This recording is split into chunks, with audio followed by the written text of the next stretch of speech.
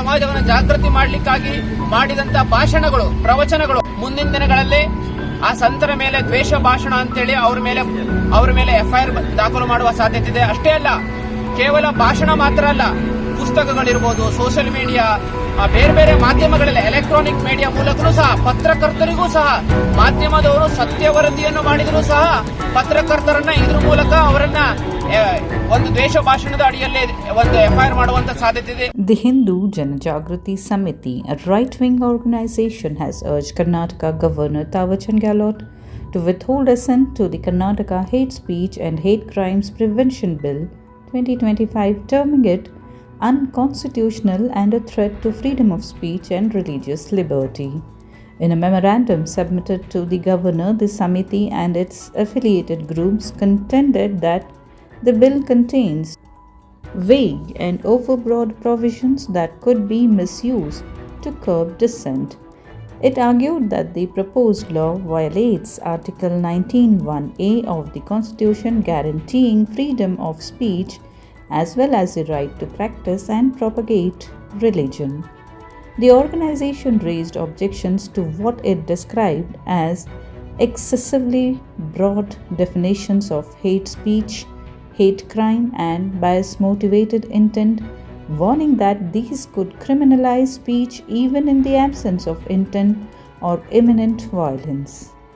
It also flagged concerns over provisions placing the burden of proof on the accused to establish public interest or bona fide religious purpose, calling it contrary to settled criminal jurisprudence.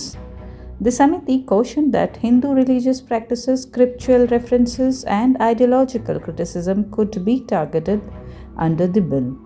It further objected to speech-related offences being made cognizable and non-bailable, warning of possible misuse and harassment of religious leaders, journalists, and activists. Karnataka ರಾಜ್ಯ ಸರ್ಕಾರ ವಿಧಾನಸಭೆ ವಿಧಾನ ಪರಿಷತ್ನಲ್ಲಿ ದ್ವೇಷ ಭಾಷಣ ತಡೆ ಅಪರಾಧ ಕಾಯ್ದೆಯನ್ನ ಈಗಾಗಲೇ ಜಾರಿಗೊಳಿಸಿದೆ.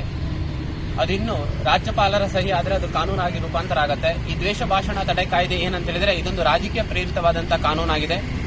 ಇದರಲ್ಲಿ ಹಿಂದೂಗಳ ವಾಕ್ ಸ್ವಾತಂತ್ರ್ಯವನ್ನ, ಹಿಂದೂಗಳ ಧ್ವನಿಯನ್ನ, ಹಿಂದೂಗಳ ಧಾರ್ಮಿಕ ಆಚರಣೆ ಸ್ವಾತಂತ್ರ್ಯವನ್ನ ಹತ್ತಿಕ್ಕುವಂತ ವ್ಯವಸ್ಥಿತ ಪಿತೂರಿ ಮತ್ತೆ ಅಲ್ಪಸಂಖ್ಯಾತರನ್ನ, ಮುಸ್ಲಿಮರನ್ನ ಓಲೈಕೆ ಮಾಡಲಿಕ್ಕಾಗಿ ಈ ಒಂದು ಕಾನೂನನ್ನ ತರುವಂತದ್ದು. ಈಗಾಗಲೇ ನಮ್ಮ ದೇಶದಲ್ಲಿ ಕೇಂದ್ರ ಸರ್ಕಾರ BNS ಭಾರತೀಯ ನ್ಯಾಯದಂಡ ಸಂಹಿತೆಯಲ್ಲಿ ಈಗಾಗಲೇ ಸಾಕಷ್ಟು ಪ್ರಾವಿಷನ್ಗಳು 296 ಇಂದ 302 ವರೆಗೆ ದ್ವೇಷ ಭಾಷಣ ಮಾಡಿದರೆ ಅವರ ಮೇಲೆ ಅಪರಾಧ ದಾಖಲಿಸುವಂತ ಸಾಕಷ್ಟು ಕಲಂಗಳು ಎಕ್ಸಿಸ್ಟಿಂಗ್ ಇದ್ರೂ ಸಹ ಇವತ್ತು ರಾಜ್ಯ ಸರ್ಕಾರ ಹಿಂದೂಗಳನ್ನ ಟಾರ್ಗೆಟ್ ಮಾಡಲಿಕ್ಕಾಗಿ ಹೊಸ ಕಾಯ್ದೆಯನ್ನ ಮಾಡ್ತಾ ಇದೆ.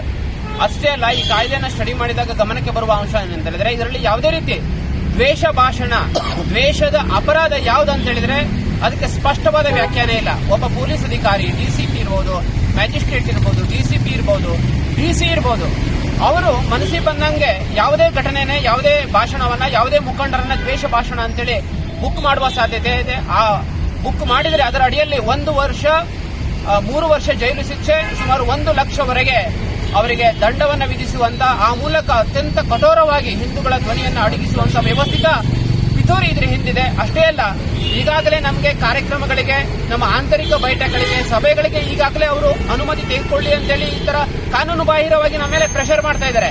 ಈ ಕಾನೂನು ಬಂದ್ರೆ ನಮಗೆ ಯಾವುದೇ ಬೈಠಕ್ ಇರಬಹುದು, ಆಂತರಿಕ ಒಂದು ಸಭೆ ಇರಬಹುದು, ಸಂವಾದಗಳಿರಬಹುದು, ಇದನ್ನು ಮಾಡ್ಲಿಕ್ಕೂ ಸಹ ಸರ್ಕಾರ ಅದರ ಮೇಲೆ ನಿಗಾ ಇಡಬಹುದು. ಅದನ್ನ ತಡೆಯುವಂತ ಅಧಿಕಾರ ಈ ಒಂದು ಕಾನೂನಿನಲ್ಲಿದೆ. ಅಷ್ಟೇ ಅಲ್ಲ, ಈಗಾಗಲೇ ನಾವು ನಮ್ಮ ಸಂತರು ಇರಬಹುದು, ಸ್ವಾಮೀಜಿಯರು ಇರಬಹುದು, ಅಥವಾ ಬೇರೆ ಬೇರೆ ಧಾರ್ಮಿಕ ಮುಖಂಡರು ಇರಬಹುದು, ಇದರಲ್ಲಿ ತಮ್ಮ ಪ್ರವಚನಗಳ ಮೂಲಕ ಗೋಹತ್ಯೆ ನಡೀತಾ ಇದೆ, ಮತಾಂತರ ನಡೀತಾ ಇದೆ, ಹಿಂದೂ ಸಮಾಜವನ್ನು ಜಾಗೃತಿ ಮಾಡಲಿಕ್ಕಾಗಿ ಮಾಡಿದಂತ ಭಾಷಣಗಳು, ಪ್ರವಚನಗಳು ಮುಂದಿನ ದಿನಗಳಲ್ಲಿ ಆ ಸಂತರ ಮೇಲೆ ದ್ವೇಷ ಭಾಷಣ ಅಂತೇಳಿ ಅವರ ಮೇಲೆ ಎಫ್ಐಆರ್ ದಾಖಲು ಮಾಡುವ ಸಾಧ್ಯತೆ ಇದೆ. ಅಷ್ಟೇ ಅಲ್ಲ, ಕೇವಲ ಭಾಷಣ ಮಾತ್ರ ಅಲ್ಲ, ಪುಸ್ತಕಗಳಿರ್ಬೋದು, ಸೋಷಿಯಲ್ ಮೀಡಿಯಾ, ಬೇರೆ ಬೇರೆ ಮಾಧ್ಯಮಗಳಲ್ಲಿ ಎಲೆಕ್ಟ್ರಾನಿಕ್ ಮೀಡಿಯಾ ಮೂಲಕನೂ ಸಹ ಪತ್ರಕರ್ತರಿಗೂ ಸಹ ಮಾಧ್ಯಮದವರು ಸತ್ಯ ವರದಿಯನ್ನು ಮಾಡಿದರೂ ಸಹ ಪತ್ರಕರ್ತರನ್ನ ಇದ್ರ ಮೂಲಕ ಅವರನ್ನ ಒಂದು ದ್ವೇಷ ಭಾಷಣದ ಅಡಿಯಲ್ಲಿ ಒಂದು ಎಫ್ಐಆರ್ ಮಾಡುವಂತ ಸಾಧ್ಯತೆ ಇದೆ. ಒಟ್ಟಾರೆ ನಮ್ಮ ರಾಜ್ಯದಲ್ಲಿ ಈ ದ್ವೇಷ ಭಾಷಣದ ಕಾಯ್ದೆ ಮೂಲಕ ರಾಜ್ಯ ಸರ್ಕಾರ ಒಂದು ಡಿಕ್ಟೇಟರ್ಶಿಪ್ ಅಂತ ಹೇಳಿದ್ರೆ ಒಂದು ಸರ್ವಾಧಿಕಾರಿ ಧೋರಣೆ ಮೂಲಕ ನೀವು ರಾಜ್ಯ ಸರ್ಕಾರದ ವಿರುದ್ಧ ಯಾರು ಮಾತಾಡುವಂಗಿಲ್ಲ, ಮಾತಾಡಿದ್ರೆ ನಿಮ್ಮ ಮೇಲೆ ಒಂದು ದ್ವೇಷ ಭಾಷಣವನ್ನ, ಒಂದು ಗುಂಡಾ ಆಕ್ಟ್ ತರ ಒಂದು ಕಾಯ್ದೆಯನ್ನು ಹಾಕ್ತೇವೆ ಅಂತೇಳಿ ಹೆದರಿಸಿ ನಮ್ಮ ರಾಜ್ಯದಲ್ಲಿ ಒಂದು ಭಯಭೀತವಾದಂತಹ ವಾತಾವರಣವನ್ನು ನಿರ್ಮಾಣ ಮಾಡುವಂತ ಪರಿಸ್ಥಿತಿಯನ್ನು ನಿರ್ಮಾಣ ಆಗ್ತಾ ಇದೆ. ಹಾಗಾಗಿ ಒಂದು ರೀತಿಯಲ್ಲಿ ಎಮರ್ಜೆನ್ಸಿ ಇವತ್ತು ನಿರ್ಮಾಣ ಆಗ್ತಾ ಇದೆ. ಹಾಗಾಗಿ ಹಿಂದೂ ಸಮಾಜ, ಸಂತರು, ಸಮುದಾಯದ ಎಲ್ಲ ಮುಖಂಡರು, ವಿದ್ಯಾರ್ಥಿಗಳಿರ್ಬೋದು, ಎಲ್ಲರೂ ಸಹ ಜಾಗೃತರಾಗಬೇಕಾಗಿದೆ. ಇದರಲ್ಲಿ ಈ ದ್ವೇಷ ಭಾಷಣವನ್ನು ದುರುಪಯೋಗ ಮಾಡಿಕೊಂಡು ತಮ್ಮ ವಿರೋಧಿಗಳನ್ನ, ತಮ್ಮ ಭಿನ್ನಾಭಿಪ್ರಾಯ ಇರುವ ವ್ಯಕ್ತಿಗಳನ್ನ ಹತ್ತಿಕ್ಕುವಂತ ವ್ಯವಸ್ಥಿತ ಪಿತೂರಿ ಷಡ್ಯಂತ್ರ ಇದೆ. ಈ ಷಡ್ಯಂತ್ರದ ವಿರುದ್ಧ ಹಿಂದೂ ಸಮಾಜ ಜಾಗೃತವಾಗಬೇಕಾಗಿದೆ ಮತ್ತು ಇದರ ವಿರುದ್ಧವಾಗಿ ಕಾನೂನು ರೀತಿಯಲ್ಲಿ ಹೋರಾಟ ಮಾಡುವಂತ ಅವಶ್ಯಕತೆ ಇದೆ.